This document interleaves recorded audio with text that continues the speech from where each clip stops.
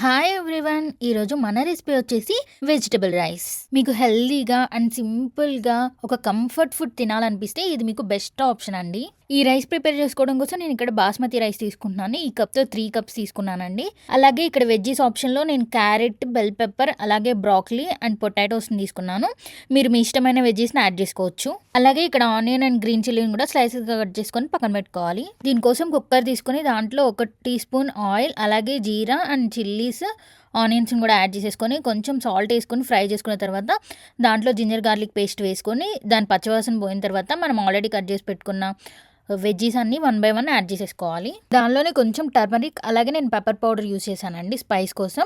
అలాగే మనం already rice పెట్టుకున్నాం కదా, ఆ రైస్ అండ్ నేను ఇక్కడ కొంచెం కొత్తిమీర అండ్ అలాగే మింట్ యూస్ చేశాను. అలాగే వాటర్ కప్‌కి కప్పున్నర వాటర్ యాడ్ చేసుకోవాలి. నెక్స్ట్ సాల్ట్ చెక్ చేసుకొని సాల్ట్ యాడ్ చేసుకోండి. అలాగే కొంచెం గరం మసాలా యాడ్ చేశాను లాస్ట్‌లో. అంతేనండి. లిడ్ క్లోజ్ చేసుకొని లో టు మీడియం ఫ్లేమ్‌లో ఒక్క విజిల్ వచ్చే వరకు ఉంచి నెక్స్ట్ ప్రెషర్ పోయిన తర్వాత ఓపెన్ చేయాలి లిడ్.